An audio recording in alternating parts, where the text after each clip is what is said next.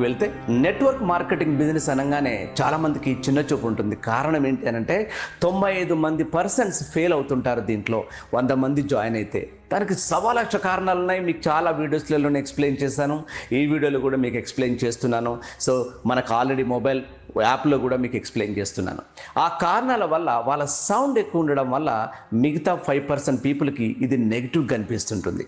చాలామంది అంటుంటారు, అసలు నెట్వర్క్ మార్కెటింగ్కి ఫ్యూచర్ ఉందా, అసలు నెట్వర్క్ మార్కెటింగ్కి లీగాలిటీ ఉందా అని చెప్పేసి చాలామంది అంటుంటారు. సో దీనన్నిటికీ మీకు ఈ వీడియోలో ఆన్సర్ చెప్తాను. So is there any future in network marketing business? అసలు నెట్వర్క్ మార్కెటింగ్కి ఫ్యూచర్ ఉందా? నెట్వర్క్ మార్కెటింగ్ బిజినెస్ని కెరీర్గా ఎంచుకున్న మీ అందరికీ పెద్ద గుడ్ న్యూస్. ఎవరైతే నెట్వర్క్ మార్కెటింగ్ని కెరీర్గా ఎంచుకోబోతున్నారో వాళ్ళకు కూడా కంగ్రాచ్యులేషన్స్. ఏంటో తెలుసా? నెట్వర్క్ మార్కెటింగ్ని లీగలైజ్ చేసింది సెంట్రల్ గవర్నమెంట్.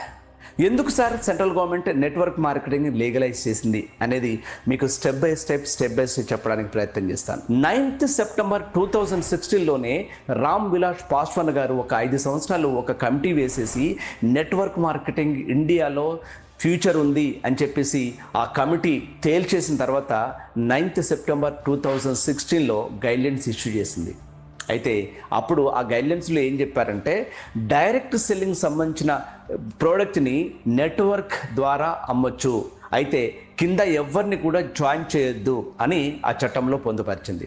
అయితే 2023 గెజెట్ పార్లమెంట్లో బిల్ పాస్ చేశారు. ఇందులో నెట్వర్క్ ద్వారా డైరెక్ట్ సెల్లింగ్ మీరు వర్క్ చేయొచ్చు, అంటే మీరు ఇతరులని జాయిన్ చేసి కూడా వర్క్ చేయొచ్చు అని చెప్పేసి గెజెట్లో పొందుపరిచింది. ఫ్యూచర్లో IRDA, ట్రాయ్, RBI లాగా దీనికి కూడా ఒక అటానమస్ బాడీ రాబోతుంది. సో అప్పటి వరకు ఆ లోపు మీరు ఎవరైతే దీన్ని కెరీర్గా ఎంచుకుంటారో మీరు అద్భుతంగా మంచి అర్నింగ్ మీరు ఎంజాయ్ చేయొచ్చు అనమాట. సో దీనికి ఇప్పుడు గైడ్లైన్స్ ఇష్యూ చేసింది. దేనికి అంటే కేవలం ప్రోడక్ట్ బేస్డ్ కంపెనీలకు మాత్రమే. ఇది మీరు అండర్లైన్ చేసుకోవాలి. సో దేనికి పడితే దానికి కాదు. ఇది గెజెట్ వచ్చింది కాబట్టి ఇది మాకు లీగల్ అయింది అని చెప్పేసి మీకు money circulation schemes, pyramid company స్కీమ్స్లో మీరు జాయిన్ అయితే కనుక మీరు చాలా ఇబ్బంది పడతారు. సో ఇక్కడ మీకేం క్లారిటీ ఇవ్వాలనుకుంటున్నానంటే ఇది ఇంత గుడ్ న్యూస్ చెప్తూ ఎందుకు సెంట్రల్ గవర్నమెంట్ దీని మీద ఫోకస్ చేస్తుంది, డైరెక్ట్ సెల్లింగ్ మీద, ఇది మీకు నేను క్లారిటీ ఇవ్వదలుచుకున్నాను. సో అకార్డింగ్ టు సెన్సస్ 2011 మీకు ఇది క్లారిటీ రావాలంటే 2011 సెన్సస్ మీకు క్లారిటీ రావాలి. Every year about 98.6 millions people graduate in India. ప్రతి సంవత్సరము 98.6 మిలియన్స్ పీపుల్ డిగ్రీ పట్టుకొని సొసైటీలోకి ఎంటర్ అవుతున్నారట. అంటే మన యంగ్స్టర్స్ 69 or 70% యంగ్స్టర్స్ ఉన్న దేశం మంది. సో అందులో ప్రతి ఇయర్ దాదాపు 1 కోటి మంది బయటకు వస్తున్నారట డిగ్రీ పట్టుకొని. సో వాళ్ళందరికీ మరి ఉద్యోగ అవకాశాలు కల్పించాలా లేదా ప్రతి గవర్నమెంట్ మరి కల్పించగలుగుతుందా అని చూస్తే from last 8 years central government gave 7.22 lakhs govt jobs, 20 crore applications received. 22 కోట్ల అప్లికేషన్స్ తీసుకుంటే అందులో 7.22 lakhs గౌట్ జాబ్స్ మాత్రమే ఇచ్చిందట. ఇప్పుడు చెప్పండి మరి ఎంతమంది నిరుద్యోగులు ఉన్నారు?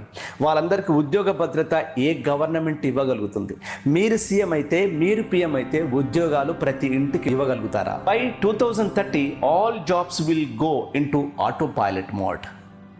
2030 నాటికి జాబ్స్ అన్నీ ఆటో పైలట్ మోడ్లోకి వెళ్ళిపోతాయి. ఎందుకు అనంటే మీకు టోటల్ జాబ్స్ అన్నీ కంప్యూటర్ దొంగిలించేస్తాయి. 1000 మంది చేసే ఉద్యోగాలు ఒక కంప్యూటర్ చేస్తుంది.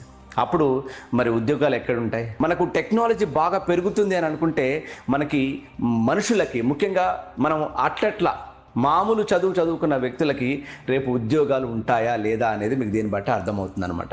అంటే 2030 నాటికి ఉద్యోగాలు ఉంటాయా అంటే కంప్యూటర్లే ఉద్యోగాలు చేస్తాయి. ప్రతి సంవత్సరం 1 కోటి మంది గ్రాడ్యుయేట్ అయ్యి బయటకు వస్తున్నారు. వాళ్ళందరికీ ఉద్యోగ అవకాశాలు ఇవ్వాలి, లేకపోతే సంఘ విద్రోహ శక్తులుగా మిగిలిపోయే అవకాశం ఉంది యువశక్తిని కనుక వాడుకోకపోతే. ఆ యువశక్తిని వాడుకోవాలంటే ఎలాంటి నిర్ణయాలు తీసుకోవాలి అని అనుకున్నప్పుడు రామ్ విలాస్ పాస్వాన్ గారు ఆధ్వర్యంలో ఒక కమిటీ వేశారనమాట. కమిటీ వేసి దేశ విదేశాలలో ఒక సర్వే చేశారు. సో అక్కడ ఎట్లా చేస్తున్నారని చూస్తే యుఎస్ఏలో 2 లక్షల కోట్ల టర్నోవర్లో అక్కడ డైరెక్ట్ సెల్లింగ్ ఎక్కువగా నడుస్తుంది. డెవలప్డ్ కంట్రీ చూసినట్లయితే అక్కడ డైరెక్ట్ సెల్లింగ్ ఇండస్ట్రీ వాటా ఎక్కువ. మరి దాన్నే మనం కూడా ఇక్కడ ఇంప్లిమెంటేషన్ చేస్తే ఎలా ఉంటుందన్న ఆలోచన ఇక్కడ దీనికి కార్యరూపం దాల్చింది. అట్లా 2016 నుంచి స్ట్రగుల్ చేస్తే 2023 ఒక గెజెట్ చేసింది. సో ఇప్పుడు మనకు దీన్ని లీగలైజ్ అని చెప్పొచ్చు అనమాట. డైరెక్ట్ సెల్లింగ్కి ఎందుకు లీగలైజ్ చేసింది సెంట్రల్ గవర్నమెంట్ అని అంటే ఈ 5 కారణాలు చూడొచ్చు. So number 1, skill India. India skill India అవ్వాలంటే తప్పకుండా ప్రతి ఒక్క కంపెనీ వాళ్ళ అసోసియేట్కి వాళ్ళ డిస్ట్రిబ్యూటర్స్కి ఫ్రీగా 18 రకాల స్కిల్స్ ఇస్తుంది. తద్వారా అందరూ స్కిల్ అవుతారు కాబట్టి at the same time India కూడా స్కిల్ అవుతుందన్న ఉద్దేశంతో. And number 2, make in India. ఇండియాలోనే పరిశ్రమలు పెట్టాలి, ఇండియాలోనే తయారవ్వాలి, ఇండియాలోనే. తద్వారా యువతకి పారిశ్రామికవేత్తలు అవుతారు, తద్వారా యువతకి ఉపాధి అవకాశాలు వస్తాయన్న ఉద్దేశంతో ఉమెన్ ఎంపవర్మెంట్ జరుగుతుంది. సో మీకు తెలుసా, direct selling survey WFDSA world federation of direct selling survey ఏం చెప్తుందనంటే మగవాళ్ళ కంటే డైరెక్ట్ సెల్లింగ్లో 75% ఆడవాళ్ళు ఎక్కువగా సక్సెస్ అవుతున్నారు. అలాగా వరల్డ్ వైడ్గా. అట్లాగే ఇండియాలో కూడా చూసినట్లయితే ఉమెన్ ఎంపవర్మెంట్ జరుగుతుంది డైరెక్ట్ సెల్లింగ్ ద్వారా అని చెప్పేసి ఉద్దేశంతో. అండ్ డిజిటల్ ఇండియాగా మారడానికి డైరెక్ట్ సెల్లింగ్ హెల్ప్ చేస్తుందని, అలాగే స్టార్టప్ ఇండియా డెవలప్ అవ్వాలంటే అది డైరెక్ట్ సెల్లింగ్తోనే అవుతుందన్న ఉద్దేశంతో. ఎందుకు అనంటే మిగతా పారిశ్రామికవేత్తలు ఇన్కమ్ ట్యాక్స్ వాళ్ళు చూపించకపోవచ్చు, కానీ డైరెక్ట్ సెల్లింగ్ కంపెనీస్ తప్పకుండా మీకు ఎలాంటి ఎగవేత లేకుండా ఖచ్చితంగా ఇన్కమ్ ట్యాక్స్ కట్టగలుగుతాయి. భారత పౌరుడు ఎవరు అనంటే అది డైరెక్ట్ సెల్లరే అనే రోజులు రాబోతున్నాయి. డైరెక్ట్ సెల్లింగ్ని ఎందుకు లీగలైజ్ చేసింది అనంటే ఈ 5 కారణాలు చెప్పొచ్చు. ప్రపంచవ్యాప్తంగా చూసినట్లయితే డైరెక్ట్ సెల్లింగ్ వాటా ఎక్కువగా. సో 1886లో యుఎస్లో ఈ డైరెక్ట్ సెల్లింగ్ ఇండస్ట్రీ స్టార్ట్ అయితే అక్కడ 2 లక్షల కోట్ల టర్నోవర్లో ఉంది.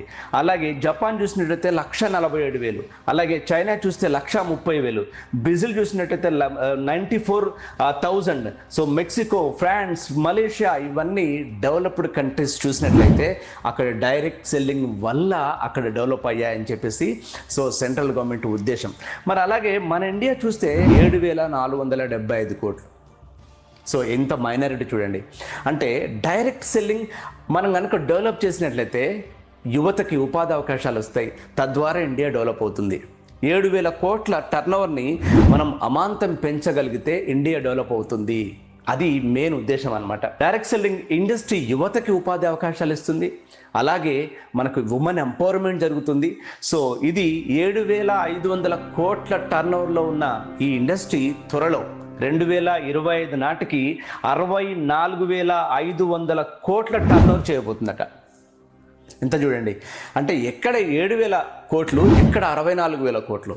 ఇది ఒక అద్భుతమైన గోల్డెన్ పీరియడ్ అనమాట. ఎవరైతే డైరెక్ట్ సెల్లింగ్ని ఉపాధి అవకాశంగా సెలెక్ట్ చేసుకోవాలనుకున్న వాళ్ళకి. యుఎస్లో 20% ట్రిలియనేర్ తీసుకున్నట్లయితే అక్కడ 5% డైరెక్ట్ సెల్లింగ్ ద్వారా మాత్రమే సక్సెస్ అయిన వాళ్ళు ఉన్నారట. So that is the power of direct selling. ఇప్పుడు భారతదేశము యుఎస్లో 2 లక్షల కోట్ల టర్నోవర్లో ఉంది అక్కడ.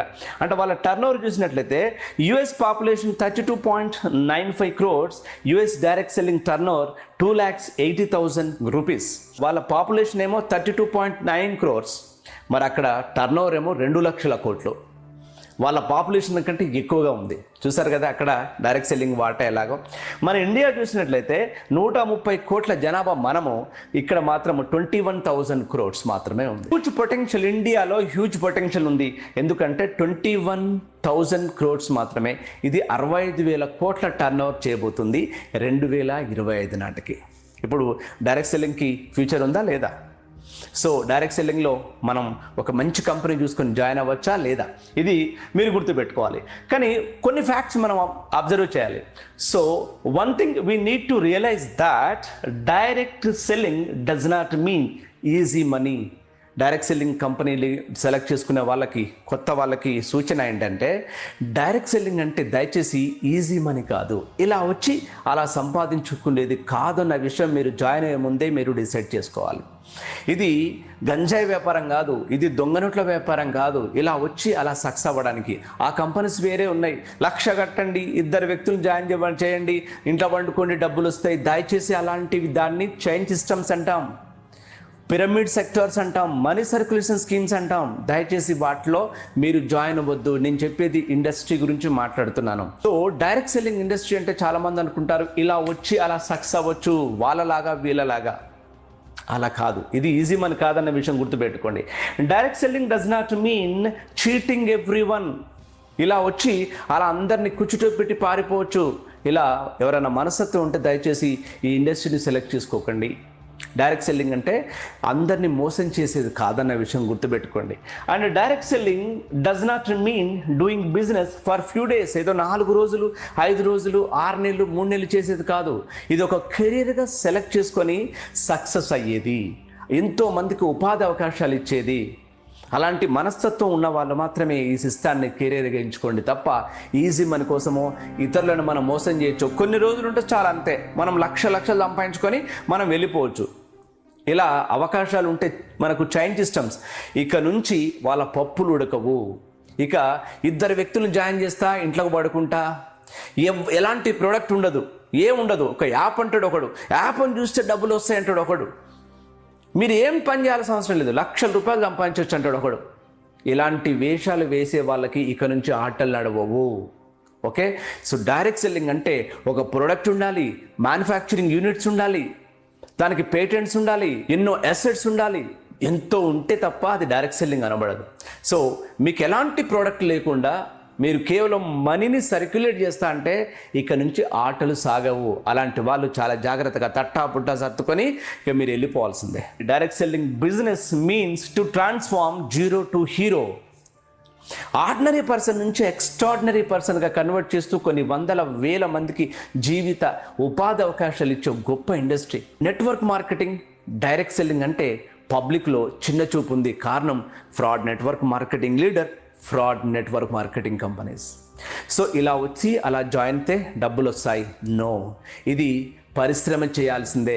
ఒక బిజినెస్ లాగా దీన్ని డెవలప్ చేయాల్సిందే. మీకు తెలుసా, 600 కంపెనీలు మినిస్ట్రీ ఆఫ్ కన్స్యూమర్ అఫైర్స్లో జాయిన్ అయిపోతే అందులో అన్ని పాజిటివ్ కంపెనీస్ కావు, కేవలం 17 మాత్రమే ఉన్నాయి. ఆ 17 కంపెనీస్కి ఏం క్యారెక్టరిస్టిక్స్ ఉండాలో నేను చాలా వీడియోస్లో చెప్పాను. ఆ వీడియోస్ చూస్తే మీకే క్లారిటీ వస్తుంది. సో మై డియర్ ఫ్రెండ్స్, ఈ వీడియో ద్వారా మీకేం క్లారిటీ ఇస్తున్నానంటే డైరెక్ట్ సెల్లింగ్ ఇక లీగల్ అయింది. చాలా జాగ్రత్తగా మీరు కెరీర్గా ఎంచుకోండి. మంచి కంపెనీ, మంచి అప్లైన్, మంచి ప్రోడక్ట్, మంచి ప్లాన్ మీరు ఎంచుకుంటే మీరు అద్భుతమైన సక్సెస్ తీసుకోవచ్చు. అయితే డైరెక్ట్ సెల్లింగ్ ఒక వ్యాపారంగా కన్సిడర్ చేస్తేనే మీరు సక్సెస్ అవుతారన్న విషయం గుర్తుపెట్టుకోండి. మరి ఈ వీడియో కనుక మీకు బాగా నచ్చితే, ఈ వీడియో ఇతరులకు ఉపయోగపడుతుంది అనుకుంటే, so thank you very much.